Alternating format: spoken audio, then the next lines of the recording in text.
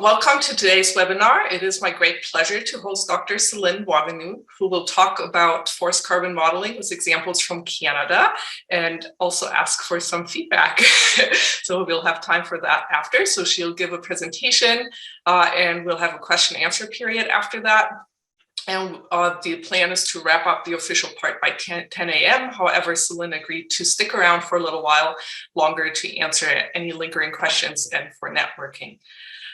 Before I hand the floor over to Céline, I have a few housekeeping items. I would first like to acknowledge that I'm hosting this webinar from my home in Port Coquitlam, British Columbia, which is located on the traditional, ancestral, and unceded territory of the Coquitlam First Nation. I thank the Coquitlam who continue to live on these lands and care for them, along with the water and all that is above and below. Second, I would like to remind you that the webinar is being recorded with the plan to make it available on the IUFRO webpage for everybody who wasn't able to join at this time of day. And third, I would like to acknowledge that this webinar is part of the 2022 Forest Modeling Chats, which is organized by IUFRO Research Group 401, Forest Mensuration and Modeling. There will be one webinar per month with the July-August summer break. And if you have speaker suggestions, please email them to me at bianca.eskelson@ubc.ca for the fall. As this is an IUFRO event, I would like to highlight IUFRO's mission to advance research excellence and knowledge sharing and to foster development of science-based solutions to forest-related challenges for the benefit of forest and people worldwide. The webinar series is being organized in the spirit of knowledge sharing and to allow for some interaction and networking while few in-person meetings are being organized due to COVID-19. Now that I covered the IUFRO requirements, please help me welcome Céline. And Céline, you should be able to now share your screen and then fire away. Okay, are you seeing my screen? Yes, and everybody's obviously hearing me because I get the thumbs up. Okay, thank you, Bianca. Like Bianca said, my name is Céline Boisvenue. I'm a research scientist for the Canadian Forest Service. I work from the Pacific Forestry Centre, which is a regional office of Natural Resources Canada. I'm located in Victoria, British Columbia. So as a descendant of the Mohawk peoples, I would like to recognize that I work and live on the unceded territory of the Lekwungen people. And I enjoy a lot of beauty and riches of the province of British Columbia and Canada, which are on many unceded territories. What I want to talk to you about today is a method I recently devised with some colleagues to deal with one of the puzzles that I have in my carbon modeling efforts. Like I said, I work for CFS. I was hired to improve how we do forest productivity modeling, and specifically how it applies to forest carbon modeling. The main model that is used in CFS and throughout Canada is called CBM CFS3, which is the carbon budget model of the Canadian forest sector, version 3. I'm going to call it CBM for short. The science of this model was published by Werner Kurtz and the team of people in 2009 in ecological applications, ecological modeling, and the reference is up here. What this model actually does is it represents forest stands by 21 carbon pools, and it tracks the carbon transactions between the pools with events that happen on the stand or in the stand. What the important part for us today is that what drives this model is the amount of carbon that is absorbed from the atmosphere. And we get that amount from increments, and those increments themselves are derived from stand level growth curves. So these are your typical cubic meter per hectare over age. In this example, I have 10 of them. So these are the curves that we're used to that we are used to seeing, that we derive from the permanent sample plots. So I have 10 curves here. I could represent 10 stand types in CBM if I took these curves. So what I'm trying to do is I need to replace these increments with above ground increments from other sources. So the case I'm presenting today is the biomass increments that come from a trait trait-based model. So I'm trying to use trait-based biomass accumulation modeling to drive a carbon model that's used to being driven by stand-level growth curves. The model I am taking is called LandR Biomass. This is an R language implementation of the model LandS 2 biomass extension.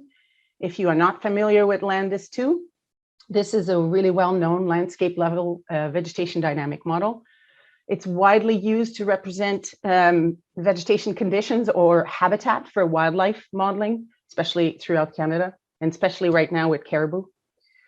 Okay, so the increments from this system are really an emergent property. They come from the conditions that are represented in the stand.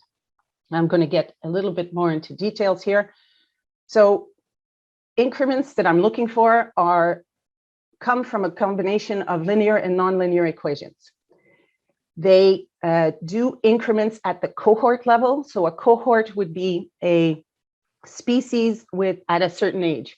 So for example, if you had trembling aspen and white spruce, trembling aspen would be a cohort, white spruce would be a cohort. Or if I take an example of Eastern Canada, if we had sugar maple at 7 different age classes, the 7 separate cohorts would form the stand.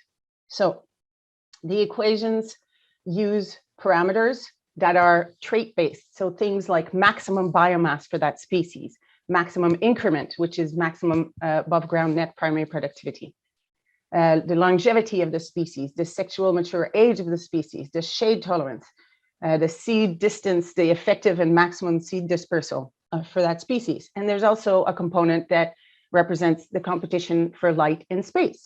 So now you can imagine why this is an emergent property of the system. Okay, so that's all great, except that when you look at the results from this model, they don't match the regional databases that we have. So the increments that we get from our regional databases don't match what this model shows us. And that's a problem for me. I want them to be at least reliable at the regional level. So what I'm trying to do is make sure that I can get this model to a level that is equivalent to the permanent sample plots in Canada. And the real problem here is that I'm trying to do this in a modular, repeatable, quantitative, and defendable manner. This model is going to be used to make a whole bunch of decisions, and I want to be able to support it with a clear conscience. So it needs to at least match the permanent sample plots, and I'm going to walk you through how I'm trying to do this.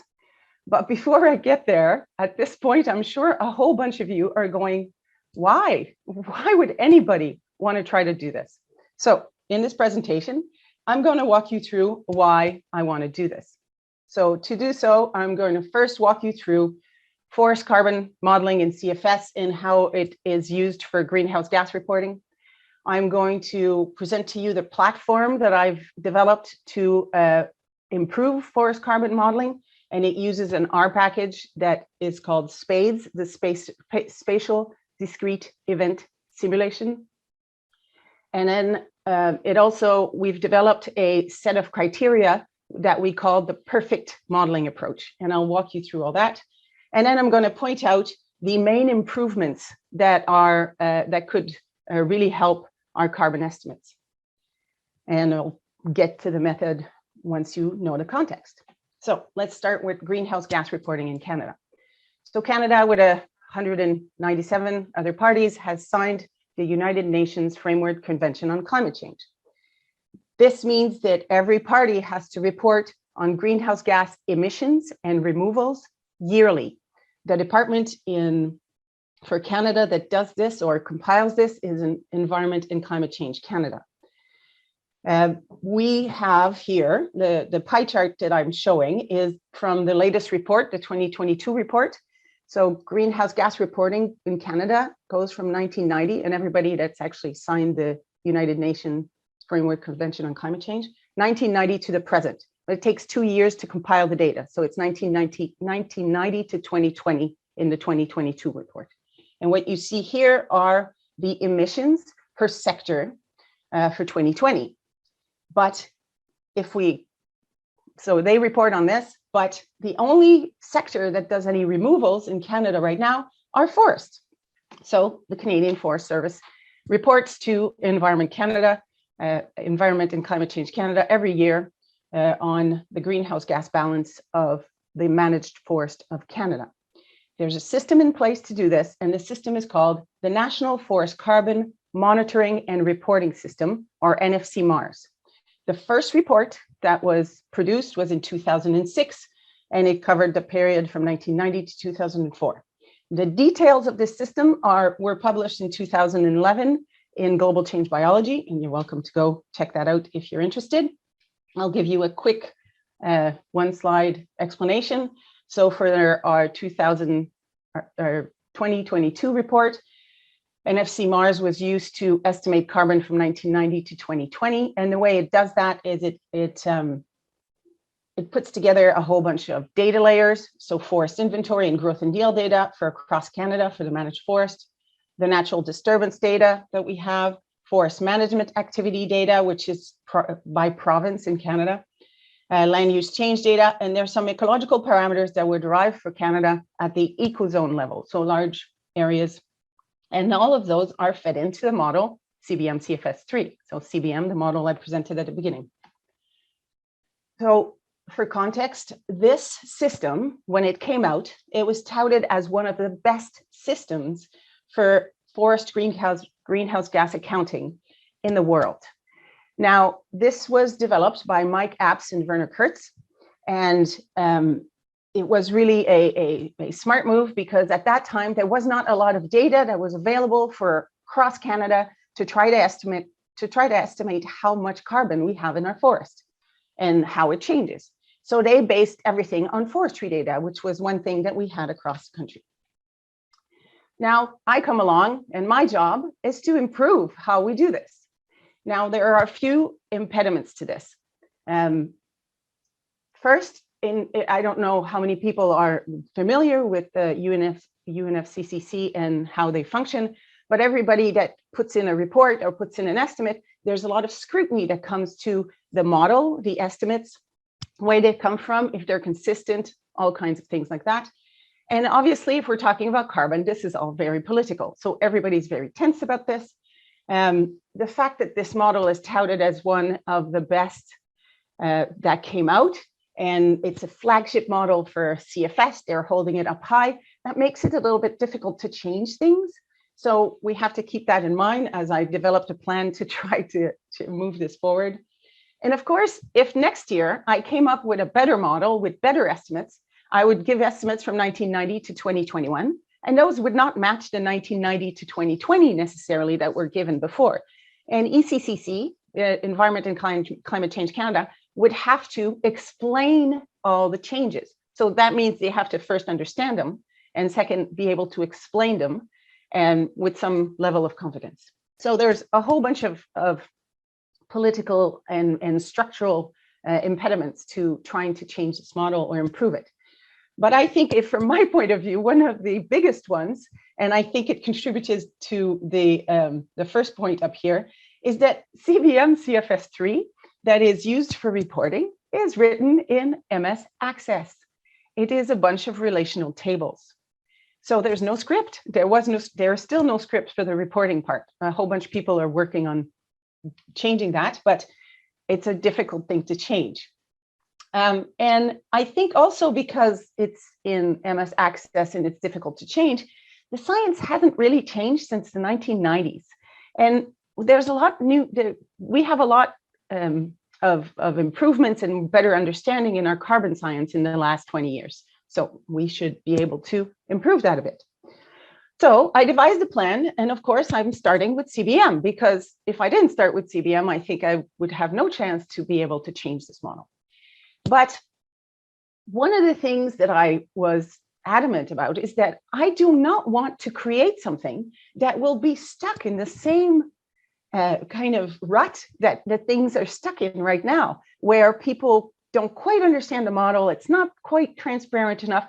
People are stressed because we want to be able to change it and put it into new science, but there's just some resistance. I want it to be less resistant to change so we can bring in the best science. Part of my job as a federal government scientist here, and okay. Oh, I saw that now. I see the chats that I couldn't see. Some people were trying to help me. Okay, so this idea, does it work? Yes, we all started developing in our own area of expertise. So I added, whoops. Okay, I added the carbon piece to this, but other experts did some fire modeling, some mountain pine beetle modeling, some waterfowl modeling, birds, all kinds of things, caribou, harvest projections. And we were able to put these together and work across territories and provinces with a bunch of people, up to 80 people at one point. Okay, I just want I want to give you an idea of the power of this perfect approach and SpaDES is that, for example, I wanted to look at the carbon consequences of some anthropogenic development, and I took only 3 of those modules, and I did a bunch of simulations, and I submitted a paper with that. You can imagine that I could take a different set, and because I already know the SpaDES structure or the structure that SpaDES provides, I can go get other people's models and I can use them. For example, in my case, fire is very important for carbon, right? Fire has a huge impact on emissions, and we need to be able to model that well. But if I can tap into fire modelers' version of fires, my models will most probably be much better. So there's huge advantages, and there are other papers that were published for multiple species management, et cetera, et cetera. One of the very cool things is this system is very nimble, and it means that we can try to include things in our modeling that were really difficult to include, including indigenous knowledge. So there's a little team that's working to try with the Dene Nation to try to bring in some of their knowledge. And if we don't get it right, we go back to the table and etc. Okay, so I think you get the idea here. The platform, the research and development platform that I developed or that I put in SpaDES is CBM in SpaDES. And really what happened here is that I took the science, or I asked one of the developers from Werner Kurtz's team to give me a hand. And he wrote up in C++ the science that is in the 2009 publication. And that is one of the modules that represents CBM. And this is, like I said, written in C++ because it's mostly matrix multiplications, and everything else around it is our modules just written in R. That, for example, this one takes in all the parameters for greenhouse gas, or one of the years for greenhouse gas reporting. So we have all the parameters for across Canada, like these ecological parameters and disturbance matrices and such things. And then we have a module that does the volume to biomass translation. And we have a data prep module that does all the spatially explicit data preparation. So we have CBM CFS3 in SpaDES. That is the version that runs with increments, the one that with the growth curves that I presented at the beginning. So this is my little representation of carbon in SpaDES. And there is a GitHub. If anybody wanted to try to play with this, that'd be great. And there's an example of central Saskatchewan in there. So we can do that. But at this point, I have a research and development tool that I can explore. So what are the main things that need to be improved in CBM in carbon modeling? So there are 4 main points, and I'm going to walk you through the 2 first ones a little more in detail, and then the 2 other ones just so you get an idea of what's going on. So first is spatial resolution. Right now, for reporting, when we do carbon modeling, or when the team does carbon modeling, they will take, let's say, a forest management unit. And the forest management unit can be 1 million hectares. And in that area, the stands will be a list of stands. So there are no spatial locations. So when you start doing disturbances, you have to have a rule or some sort of algorithm to select the most probable stands and etc., etc. So you can imagine, because of no spatial explicitness of disturbance, we have quite a bit of unexplained variation. Okay. The second one is this biomass increment. So there's a lot of new data out there for above ground biomass that people have been developing over the last 15 years that could improve our biomass increments. So first I'm trying to replace it with this trait-based things, and then after, once I have a plugin in place, I can change it for something else. Okay, so I'm working on the biomass increments. Carbon models, most carbon models have what they call a spin-up. So you can imagine that if you have information from increments from the atmosphere, so the amount of carbon from the atmosphere, it goes in certain pools, but then all the other pools, they're not at zero. You have to have carbon in them. So there's a procedure that grows and burns in Canada to try to fill up all the other pools until the soil pools stabilize. So that's a spin-up, and it is known, this process is known in science to have quite an impact on the variability, the unexplained variability in the, or the uncontrolled variability in our simulations. Okay, the last one is, again, you can imagine if you take carbon from the atmosphere, if the carbon goes to leaves, goes to branches, or goes to tree trunks, it makes a difference in carbon cycling, because after that, the turnover happens, so the leaves would fall or the branches would fall. If you have more leaves in the deciduous place, deciduous forest, then there's more carbon that goes to the soil. It's a different dynamics. So that split of where it goes is also a source of error. Okay. So we've basically, the research and development portion at least has dealt with this, because we are spatially explicit because we put it in SpaDES already. Okay, now let's look at the biomass increments. Now this is the part that I actually wanted to present to you now that you have all the context. So why the LandR biomass core model? One, because CBM, CFS3, does not track species dynamic in the simulations, in the carbon simulations. So there's no species. And we know that species have an impact on carbon and on carbon dynamics. So with this one, we can track species cohorts. Would that be great? There's also the fact that we could do partial disturbances, because we can disturb a cohort instead of a stand level curve, which is not super well adapted to representing partial disturbances.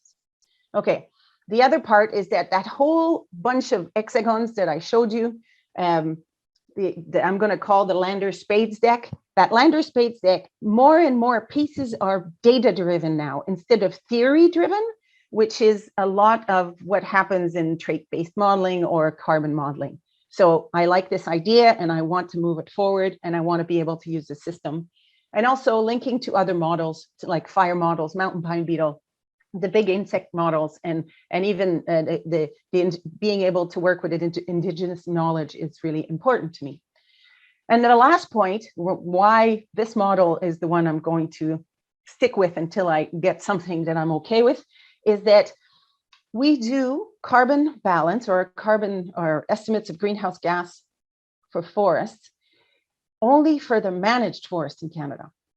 The northern forests, so there's 2.3 million square kilometers of managed forest, but there's 1.2 million square kilometers of not managed forest. So it's still a forest. We're not up in the Arctic tundra yet, but we have no carbon estimate. So with this model, I'll be able to go places where we do not have growth and yield information and inventory.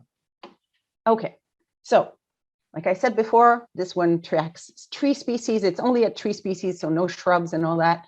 Cohort, the growth happens at the cohort level. We are looking at cohort mortality. There's recruitment and competition in there. And there's a link here to a manual for this model. And the manual is constantly updated. So if anybody wants to go look into this, and all the equations are in there too. Speaking of equations, these are the equations that actually drive the increment that I'm looking for. So in here, Bij represents the biomass for a single cohort. So for species I and age J. And the first equation we see up here is the potential biomass, which represents the available growing space, right, for the cohorts in that year. And there's a term in here, which is the maximum biomass for species. And in the LandR system, this is data estimated. Okay, it's not just on theory, it's data estimated. Okay, now the second equation that we see here, it's called the developmental limit. And this is a limit to productivity that's due to the biomass of a cohort relative to its maximum. So we have this ratio here. The potential, the term that's here is the ratio of the biomass of the single cohorts to its potential. And we have a parameter, a growth shape parameter, the S here.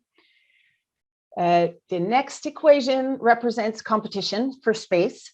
And finally, we have down here the above ground net primary productivity, which has a term that is the maximum above ground net primary productivity. So that would be the maximum increment for that species. And that's also data estimated. And then this development limit comes in here and the competition comes in here.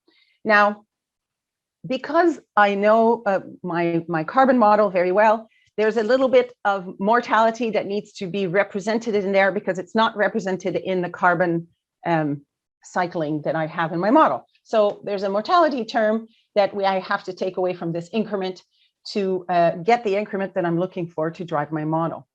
And this age mortality, it really represents like as a cohort nears its longevity age, there'll be an increase in loss in biomass, okay? So as it gets older, it's gonna shed more things. And this is a function of age, the longevity of the species, and this D parameter, which is the shape of the curve.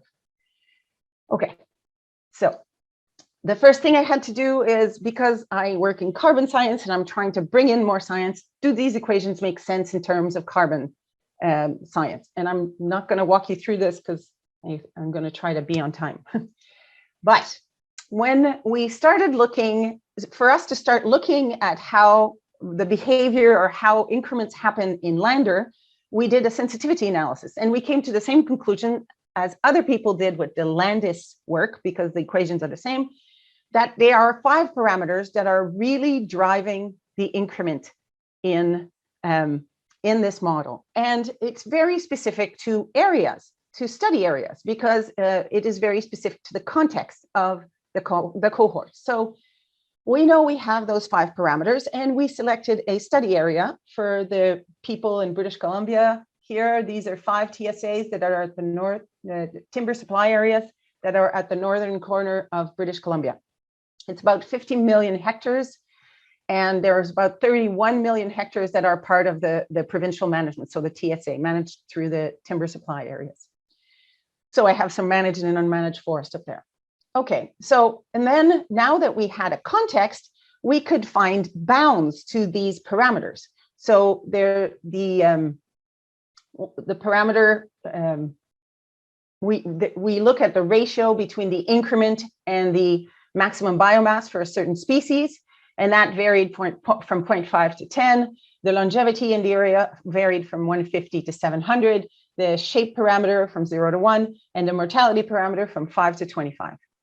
Okay, so we started looking at how these behave. So on the y-axis here, you have grams per square meter of biomass and age on your x-axis. And this is the variation through the bounds of the shape parameter. So you can see that it has a big effect on my increments, on my biomass uptake from the atmosphere, or the carbon uptake from the atmosphere. And then this one is the mortality shape. So you can see it's a different effect. And then over here is the ratio of increment to maximum biomass. Okay, so we played around with this a lot for all the species. We constrained things, we didn't constrain things, we looked at this, and I'm like, yeah, but these parameters vary so much. How do you determine the best parameters for it to make sense?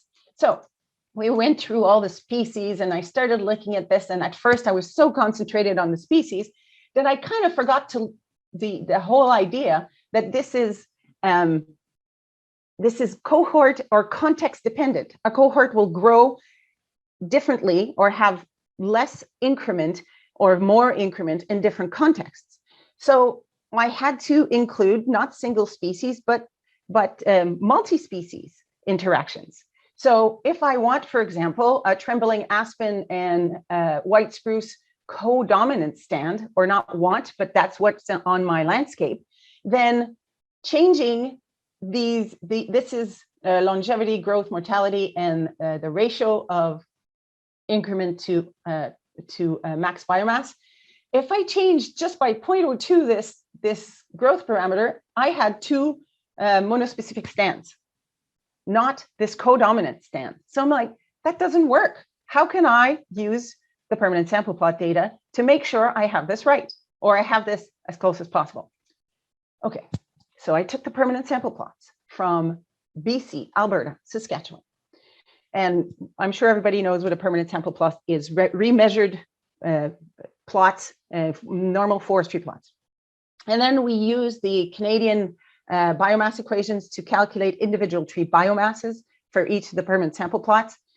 And then we did a best nonlinear growth curve, a best nonlinear fit for single and multi-species context present in the study area. Okay, so I took the representation of the stands that are currently in my study area.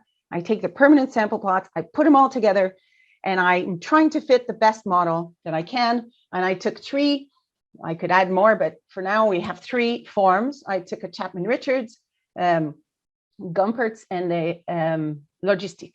Okay, and then I did this for each focal species. So each species by itself and in the context of all the other species. Okay? And then we compared them with AIC, and we took the best model. Okay, that's great, but how does that help me get my parameters on the other side, and on the simulation side? Because I can still vary these parameters.